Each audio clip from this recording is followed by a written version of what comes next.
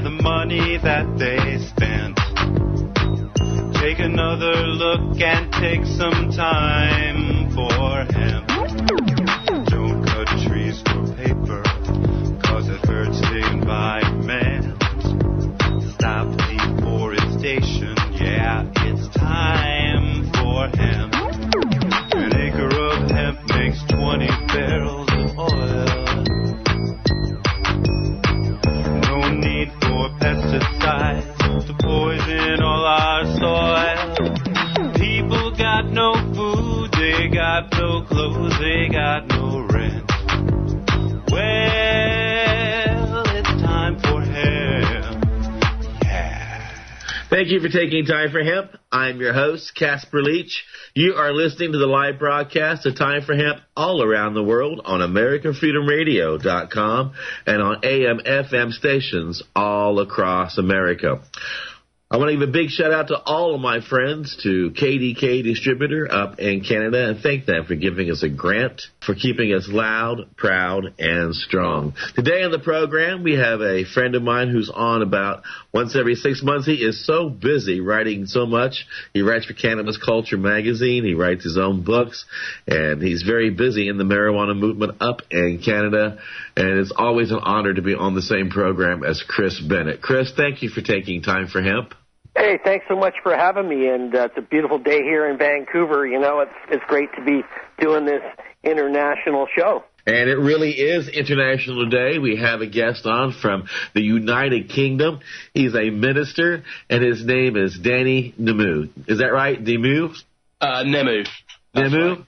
Right. Yes. Well, I always tell people I'm from Indiana, and we're a bunch of hillbillies there, so just give us a moment. I even mispronounce my own name sometimes. Yeah, Reverend Nemu. Reverend, it's nice to have you here as part of our program.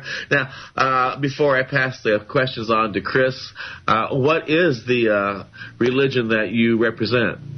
Well, I should probably make it clear that the Reverend part is more of an irreverent, and that's my pen name for my book. We don't really have reverends in my religion, but it's called Santo Daime. And it's a group which uses ayahuasca, which is a brew from the rainforest. Yeah, Chris, you started to say something? Oh, no, fascinating stuff, ayahuasca. You know, which two plants do they use for ayahuasca? Oh, we call them Jagubi and Hyena. Jagubi, or King Jagubi, and Hyena means queen. Oh. And ayahuasca is a mix of those two plants. And it's quite an interesting alchemy which takes place, because if you just drink a brew made of the leaf itself, it won't do anything. And if you just take a brew made of the vine, which is jagubi, which we consider the male plant, it will make you feel big and strong. But the king wakes up the queen, and those plants together, they form quite an interesting symbiosis, and it will release visions and all kinds of interesting revelatory experiences. Yeah, it's interesting that they won't work with each other, and must have, been a real miracle when, people in the jungle first came across this mixture and felt its effects for sure. Yeah, well, they've been doing it there for many thousands of years. No one knows exactly how many. Western scientists only really discovered that particular mix about 50 years ago. So as I understand it, one by the Latin name is Bennett capi, and that one's an MAOI, and it slows down your digestive process and allows the other plant.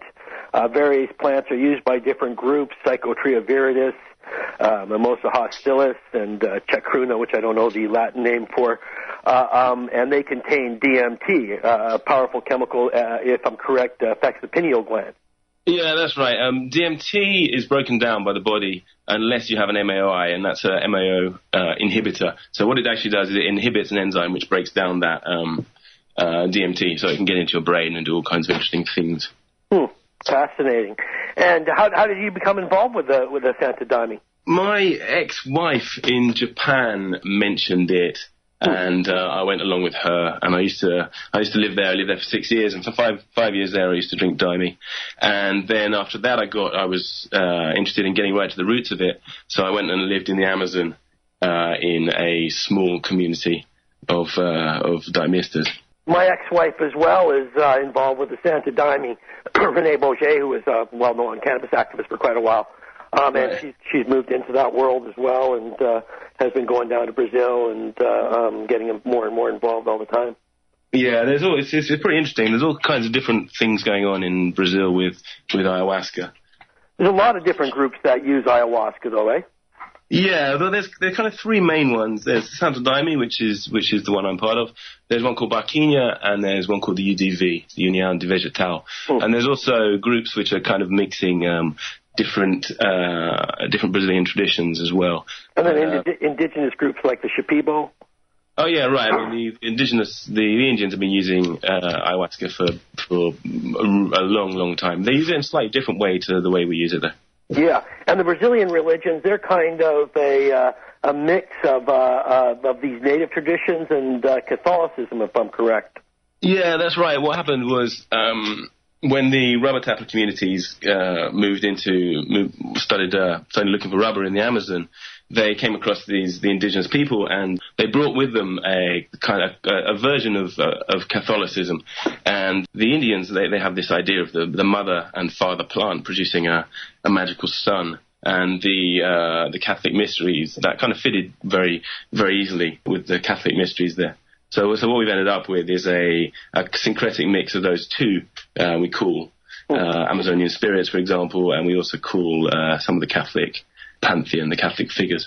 A couple of different people I've met, Dr. Rick Strassman, who wrote The Spirit Molecule, he was speculating years ago that maybe the Christian Gnostics might have been using a preparation of Syrian rue and I think acacia bark. And also Professor Benny Shannon from Israel as well. He speculates that that such a mixture was used in the Old Testament as well, and points to certain references in the Old Testament. Yeah, it's pretty interesting because acacia is what the Ark of the Covenant was made of, and there's hymns in the Talmud about, or there's one hymn rather, which kind of salutes this acacia.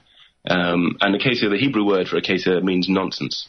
So it's quite interesting, and in fact the other plant which Benny Shannon thinks it was mixed with acacia is called harmal in Arabic. Harmal means taboo, and it means sacred. In Hebrew, it only means taboo.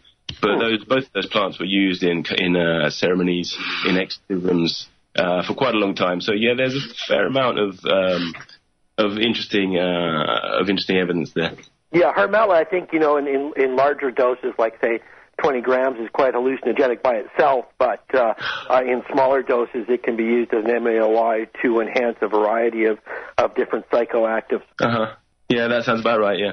There's still Gnostic groups with hymns to Harmala as well, going way back millennia as well, so it was obviously a fairly sacred plant in the Mideast. Have you tried it just on its own, Harmala? No, I've only used it as an adjunct with mimosa and mushrooms as well, and definitely increased the visualization of mushrooms and activated the mimosa hostilis. Right, yeah, they have a whole alchemy all over the world. They were pretty clued into what they were doing with their plants, Yeah. So, have you witnessed things like actual physical healings at these ceremonies? Well, I mean, in my own case, I was very sick. I lived in the Amazon, and I got a disease called leishmaniasis, and it's a flesh-eating bacteria that starts to eat into your flesh. It causes an ulcer, and in the second stage of infection, it can attack the cartilage in your nose and in your ears and in your throat. It's pretty nasty, and it's famously not treatable with natural medicines.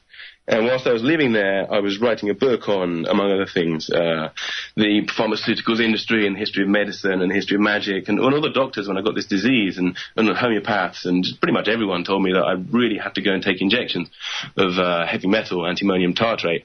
And I didn't believe them, and I decided to use just ayahuasca in a very specific ceremony, in the Daime ceremony. And I did this cura, and I was fine. It took about 8 months for me to get over that disease, but the people around me, they couldn't believe that it actually worked. Wow. And I've also got 2 friends who were diagnosed with terminal cancer. One who had breast cancer, which had already moved into the bone, and she was given 18 months to live. And at that point, she discovered Daime, and she's absolutely fine. That must have been about 7 years ago now, and she's absolutely fine now. And I've got another friend who had lung cancer, was also given, she was told she was going to die. and she's a Brazilian, she's living on a community, Brujaria it's called. But yeah, I mean, it definitely does things which doctors are yet to explain. Fascinating. How about things like group experience, group shared visions and things like that? Have you experienced things like that in these ceremonies? Yeah, some funny things have happened. Like, I remember once I was it's always very difficult, when you're under the influence. You have to be quite discerning about, whether you're getting confused or whether it's a genuine contact, Mm-hmm. But I remember once I was under the impression that I was contacted by a certain 19th century gentleman, and I thought that's a very strange thing to think, and I didn't say anything about it. And then two people after the session individually came up to me and they mentioned the name of this guy, and it's not a guy who would normally come up into conversation in a daime ceremony. But yeah, that was pretty weird. Is it somebody we'd know, or? Yeah, it's a 19th century magician. Aleister Crowley? Oh, that's the guy. There you go. Yeah, well, Aleister, he was into a variety of psychoactives. He was familiar with mescaline, had gone down to Mexico. There's rumors that he actually introduced Aldous Huxley to mescaline in a Berlin hotel room where he was performing a rites of Eleusis with a cup that contained mescaline and a variety of other substances. Aleister was also a great aficionado of cannabis. If people Google Aleister Crowley Devil's Weed, they'll come across an article I wrote about Crowley and his connection to cannabis. But fascinating, and a good guess on my part there. Yeah, right, okay. Well, maybe he's talking to you as well. But what we do is fairly different to what he does, of course. Well, it's all kind of dealing in that same, say, dimension, I would imagine. You know what I mean? It's like the collective dimension from my experience with DMT and DMT-containing substances. It seems like... I mean, it kind of depends what perspective you're looking at it. I mean, the Indians, they call ayahuasca, what it means is vine of the soul, or vine of the spirits, or vine of the dead. And the way the Indians look at their visions is that they're getting contacted by spirits. And then if you talk to a Jungian analyst, he might say that they're being contacted by, or rather they're seeing visions of archetypes, archetypical visions. And if you talk to an abnormal psychologist, they're going to say that you're seeing hallucinations. Mm-hmm. So kind of different ways of looking at the same thing. I know which one I prefer. Yeah, I guess I'm kind of more of the Jungian aspect, where it's hard for me to imagine the visionary entities you come into contact with as having an existence outside of your own experience. Yeah, that's probably fair enough. I mean, it's ineffable, isn't it? It's a mystery, and mysteries by their nature are quite difficult to talk about. And in fact, I don't think we can really get our heads around them, but there's certainly some very strange experiences that take place, and particularly around the shamanic idea of healing is that when you're ill, you're kind of under a spiritual attack. Yeah. And it's treated, the cura that we do is very specifically to deal with that kind of attack and to repel that attack. So, I mean, on that level, it seems to work. Had you been experimenting with DMT prior to becoming involved with the Santa Daime, or were your first experiences in the ritual context? Yeah, no, my first experience was in the ritual context, and I'm quite happy in the ritual. Ayahuasca is extremely strong. It's very powerful. And the way the ritual is conducted is that, you've got to focus, you've got the hymns going on, and the hymns are in reverence to these beings, and can direct your thoughts towards positive things. And also there's people around looking after you as well. So if you fall over, people make sure they don't step on you, or if you throw up, because quite often people vomit on ayahuasca because it's purgative. Mm-hmm. They'll make sure they're looking after. And I wouldn't recommend anybody take ayahuasca outside of a ceremony. I mean, I've been drinking for 10 years, and I wouldn't be interested in doing that, really. So it makes you toss your cookies sometimes? Yeah, I'm afraid so. They say you can see your future in your vomit. It's a really good plant for much of anything then. I mean, how do people take it without throwing up? Well, practice, really. I mean, some people don't ever throw up. I know a few people, really, who do that. I don't trust one of them at all, actually, the fact that he hasn't thrown up.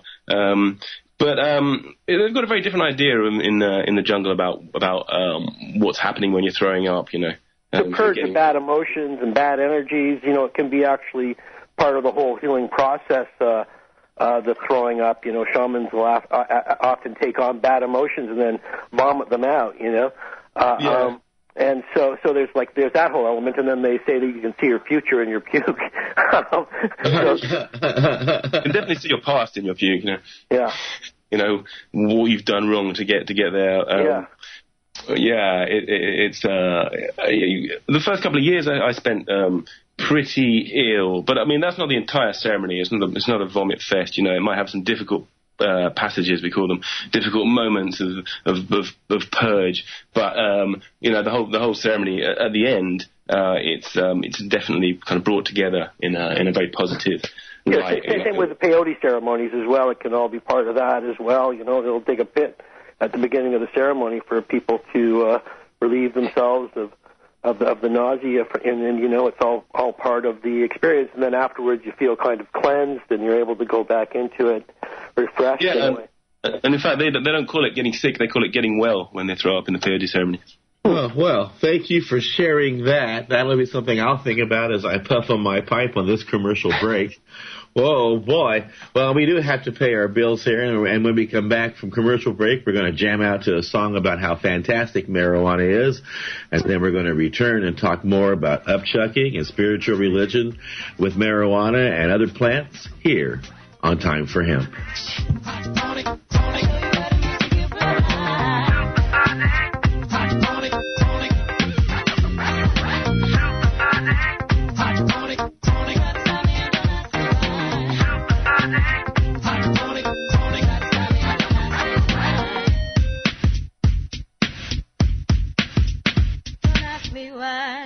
The Marin Alliance for Medical Marijuana is the longest-standing legally permitted medical cannabis dispensary in the nation. Licensed by the town of Fairfax in Marin County, California since '97, helps patients by providing high-quality medical marijuana and by protecting the patient's rights to have medical marijuana from a corrupt legal system that jails marijuana patients. Despite the successful passage of Prop 215, the Marin Alliance for Medical Marijuana has a team of lawyers to help rescue patients and straighten out their problems as part of their compassionate services. If you need help getting access to medical marijuana, then contact the Marin Alliance for Medical Marijuana by going to cbcmarin.com or calling 415-256-9328. The Marin Alliance for Medical Marijuana is open 7 days a week, so call them today and get your medicine. Lynette Shaw is also available for consulting. That number again is 415-256-9328.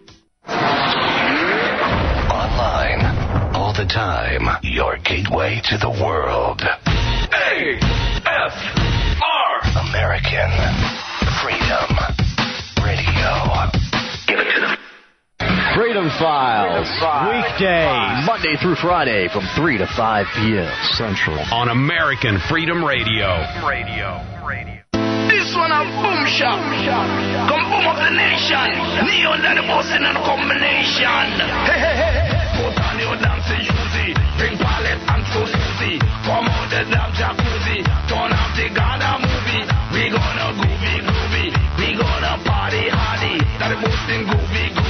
Make you move your body. Well, this is the millennium moves. Are you ready? So.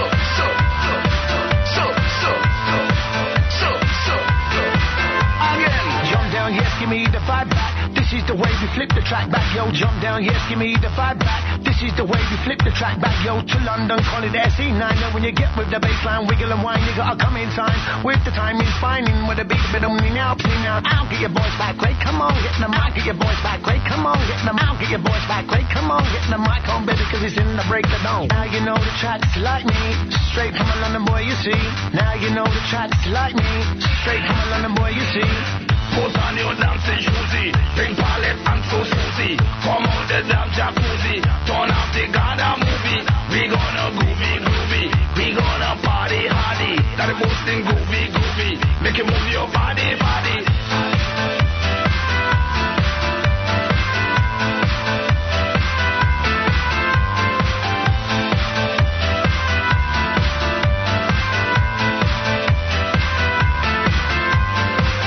Yes, give me the vibe back. This is the way the track back, yo. Jump down, yes, give me the vibe back. This is the way we flip the track back, yo. To London, call it SE9. And when you get with the baseline, wiggle and whine, nigga, I'll come in time. With the time, you're spinning with a beat of the money now, please now. But I'll get your boys back, great, come on, get them out, get your boys back, great, come on, get them out, get your boys back, great, come on, get the mic on, baby, cause it's in the break of dawn. One man band, one with a melody, come on with the mic, yo, come and grab it with me, you never know the wages, ages, baby, coming down, yo, make my brain go crazy. Put on your dancing shoesy, bring palette and so Susie, come out the damn jacuzzi, turn off the Ghana movie, we gonna groovy, we gonna party hardy, that is boosting groovy, make you move your body.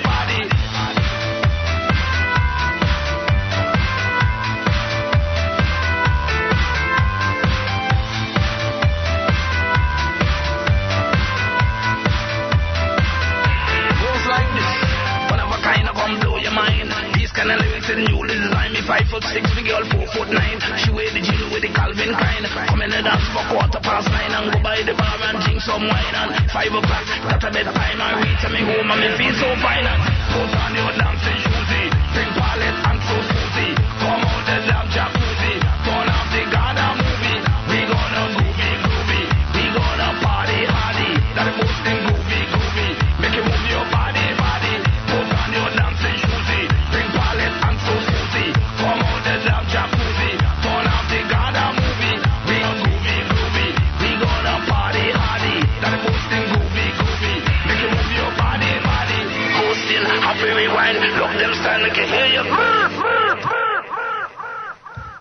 Thank you for taking Time for Hemp. I'm your host, Casper Leach. You are listening to the live broadcast of Time for Hemp all around the world on AmericanFreedomRadio.com and on AM, FM stations all across America. I want to give a big shout-out again to all of my friends at KDK Distributors and thank them for coming on board. They are a great group of people. And with that said, on the program today, we have as my joint host, God, I love saying the word joint host, a very hardworking activist up in Canada, brilliant writer, Chris Bennett. Chris, thank you for taking Time for Hemp. Always a pleasure, Casper. And, you know, cannabis is the big connector. Absolutely. And that is true. We can find that out from our joint guest. There's that wonderful word again. Danny Nemu. Did I get it wrong again?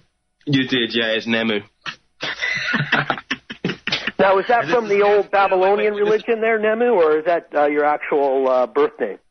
No, I'll tell you what it was. It was, I used to live in Japan. In fact, I lived right where that tsunami hit. And I lived there for 2 years, and then I moved down to another place. And my ex-wife had a teddy bear elephant called Nemu Nemu, which was it means sleepy. It means sleep or sleeping. And I started writing my book then, and I was often writing at night. So she'd be asleep, and I'd have the company of this elephant called Nemu. So I stole his name. There you go, nice. You know, one of the things I really find fascinating about the whole ayahuasca DMT thing is its effect on the pineal gland. And, you know, the pineal gland is thought to be the third eye in many traditions. And Strassman speculates that perhaps DMT is released at the moments of birth and death into the pineal gland, and this is where the visionary states. And the pineal gland itself is, you know, directly related to instinctual function. And Jung himself said that the collective unconscious is the instinctual function in man. So this is like a hereditary memory or akashic records built into the human DNA. And another plant that really affects the pineal gland is cannabis through its production of melatonin. And I understand, you know, from my readings on ayahuasca and whatnot, that sometimes under the preparation of ayahuasca, the ayahuasqueros will be directed to certain plants in the jungle for healing properties that pan out to have actual healing properties. I also understand that for at some points in the history of the Daime that cannabis played a sacred role with some groups under the name Santa Maria. I was wondering if you could perhaps explain a bit about that. Yeah, there's a number of different lines in Brazil, and one of the lines moved out of Rio Branco and set up a community further into the jungle. And that was... it was in a time when there was a dictatorship, or the dictatorship was just coming to an end in Brazil, and Brazilian hippies were traveling around, and a lot of them going to Machu Picchu, which is in Peru, and on the way back they would come through this area. And at that point the cannabis did get introduced into the mysteries, and there are some songs which are written, or songs that are received rather, for Santa Maria. However, Acre is a very conservative and traditional place, and it's not really part of our tradition anymore, in fact. And in that particular line, they've actually stopped using it as well. So it's, no disrespect to the plant at all, but it's not what we're doing anymore. So you want to give a big shout-out, I know, about your book and your website. This would be a good time to do that. Right, okay. My book's called Nemu's End, and the subtitle is The History, Psychology, and Poetry of the Apocalypse. And it's all about how hidden things become revealed, because that's what apocalypse means. You know, whenever anything is discovered, whenever anything gnostically gets revealed, that is an apocalypse. And that's more what I'm talking about in my book, like the internal event, like how scientists discover things in trance and sometimes on drugs and in dreams and things like that. There's all sorts. I've just got the foreword written for me by David J. Brown, which I'm very excited about. He's written quite a lot about new kind of futuristic stuff and also about drugs. Well, Crick, he discovered, I think, the DNA molecule under the influences of LSD, and numbers of physicists as well have been known for their use of psychedelics. He never admitted to that, but it's it seems fairly clear that he did. Carey Mullis is another one. He discovered the RNA polymerase reaction on LSD. But there's loads of them, you know. There's a guy called Apple Computers. Yeah. I mean, there's all sorts of things on drugs and also not. You know, Tesla, for example, he was frozen to the spot by a vision in front of him, and that turned out to be the AC motor, which he then went and invented. And all of Tesla's inventions came from basically him lying on the couch and going off on a journey and coming back with some interesting new gadget. Yeah, well, it's his flashes of light that preceded his visions and whatnot. It's almost like his pineal gland was working overtime producing extra DMT. Maybe that's what it was. Yeah, fascinating stuff. And in Canada, the Santa Daime has been granted a tentative exemption to use ayahuasca brews legally. They're just waiting on an okay from Brazil to allow the exportation of the brew. That's right. We've got, in the United States as well, the DEA has been prohibited basically from hassling daimistas anymore by one of the chief justices in the land, Justice Roberts. Holland as well, they have legal protection. England is a little bit shaky at the moment. You know, there's some legal things going on. It's a real grey area here. You know, DMT is scheduled, but ayahuasca is specifically exempt from that schedule. No one really knows what's going to happen. Let's hope that our government and our justices, our judges, have the foresight not to, hassle people who aren't doing anything which is harming anybody at all. There's a similar situation with peyote in Canada, where they were going to schedule peyote when they scheduled the chemical mescaline, but they thought they would have to create a religious exemption for groups like the Native American Church that use it ritually, and that this would create a situation that opened up a precedent for other religious groups like Rastafarians and such that use cannabis in their rituals would be able to bank on. But when they do, they just left it off the schedule. Yeah, no, I mean, we're kind of suffering under this 1961 UN Convention on Drugs, which is a really backwards and outdated piece of legislation. It's internationally binding, which means that individual countries don't have the right to implement it as they want. So, for example, the coca chewing in Bolivia applied for an exemption for that, and that was just vetoed by the USA quite recently.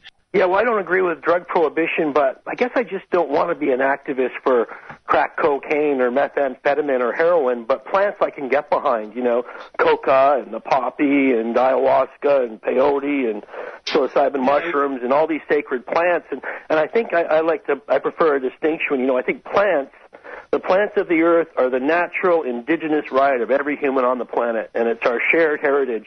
And any law against the plant is a law against nature and an assault on God's creation. I often tell Christians that they need to give their Lord a heads up real quick that if he does come back like he promises to, that he's going to be arrested first thing for being involved with him and his dad growing all those marijuana plants from the beginning of time to the moment that he actually touched down on earth again for a second time. So Jesus is not safe to return here on earth. Yeah, and actually in the Bible, there's all kinds of references to drugs, all the way through it. You've got, as well as this, Chris's research with cannabis. Yeah, cannabis, the Hebrew reference, and that continued on into the Gnostic period, and incenses and anointing oils, and also drunken preparations. Yeah, and in fact, the cannabis was part of the incense, and the incense was called Ktoret HaSamim, and Samim means drugs. That's what it means. It means the incense of drugs, and in modern Hebrew, marijuana and cocaine, they're called Samim. It's right there in the Bible, but there's loads more. There's frankincense is psychoactive, myrrh is psychoactive, mandrakes are psychoactive, they're hallucinogenic and aphrodisiac, and that's what Jacob's wives, they kind of barter some mandrakes between them. But what's really interesting and is about manna. I don't know if there's too much research on this. I don't know anyone else has picked it up, but I think that manna is some kind of preparation of ergot. What is going on exactly in England that would really surprise us about the drug laws? Well, it's pretty complex. We've got a 1971 Drug Act, and that sets up the ACMD, the Advisory Council on the Misuse of Drugs, and that used to be quite a powerful body, really. It's made up of at least 6 scientists who have recent and wide knowledge of the misuse of drugs. And, for example, when the HIV became a problem, it was that committee which suggested to Margaret Thatcher that they start doing needle exchange programs. And it wasn't what Margaret Thatcher wanted to do herself, but she did it, and Britain kind of led the way with needle exchange. Then in, I think, 2007, Tony Blair completely went around the ACMD and around the law of the land as well, and criminalized magic mushrooms. So that was starting to get bad. 2009, I don't know if you heard of a guy called Professor David Nutt. He had what's called the harm scale. So he kind of put drugs on the scale of harm, and he was the leader, the head of the ACMD, the Advisory Council on the Misuse of Drugs. And when the government decided to reclassify cannabis, he said that that's the evidence doesn't support that decision, and he was sacked as a result of that. That was in 2009. 2010, there was a scare over a party drug called mephedrone, right? And there were all these kind of reports in the newspapers about mephedrone. And, for example, a teenager rips his scrotum out, 180 kids off school from one school, and all these deaths are reported. There were some deaths reported in March, 2 deaths. In April, the ban went through, and in May, the toxicology report came out and said it had nothing to do with mephedrone. And at that point, 2 people on the advisory council, they resigned. They said, look, you're not listening to us. You're not listening to the science. You're listening to the press. And in fact, like recent evidence has come out that when mephedrone was legal, the number of cocaine deaths actually went down because people were choosing to use that rather than cocaine. So that was 2010, and now we're now in 2011, and the government is putting through a bill at the moment, and it's called the Police Reform and Social Responsibility Act, and it's a really nasty document, really. And what it does is very simply, it removes the stipulation that the advisory council be made up of scientists and of people who have recent and wide knowledge of the misuse of drugs. So basically anybody who the Secretary of State decides can be on that council. Any politician can now decide on what is a drug. And furthermore, that act is it gives the Secretary of State powers to declare anything a temporary drug. It's called a temporary class drug order. And for a year, without reference to any scientist or any change to the legislature, anything can be made a substance. Police can come into your home, they can search, they can detain, they can destroy your property. And this is going through Parliament right at the moment. So if there's any English people listening, or if there's any of you who know English people, it's time to write to your MPs. And there's some links that we're sorting out at the moment. But basically, if you come and check on my website, I'll have it up in very shortly, in about an hour after this show. I'll have a link of where you can go to send a fax, send an email to your MP. And it's pretty shocking because England's a country which has a history of liberty. You know, this is a country where the women got the vote. This is a country where slavery was first banned. You know, this is the country where we invented the scientific method. And it's sad that this is the way things are going. But I think I'm hoping it's coming to an end fairly soon. Well, from this country here, we're down to about the last 3 minutes, and that gives us a chance to give each of you, Dean, you, and, of course, Chris, a chance to give a shout-out again for your websites and your favorite organizations. We'll start with our guest, Danny. Okay, I'd like to give a shout to Psychedelic Press UK, which is, they do a whole lot of drugs writing in there. Also to the Beckley Foundation, Beckley, and to my website, that's www.nemusend.co.uk, nemusend.co.uk, and that's a portal to my book and also to my blog. Beautiful. Chris? Just wanted to say, as you said earlier, right, the pot prisoners out there, Mark Emery, Eddie Lepp, Roger Christie, it's words from the people on the outside that keep these men going. And if you want to check out my articles, books, videos, things like that, you can go to forbiddenfruitpublishing.com. Beautiful. Look at all that money, yeah, the money that they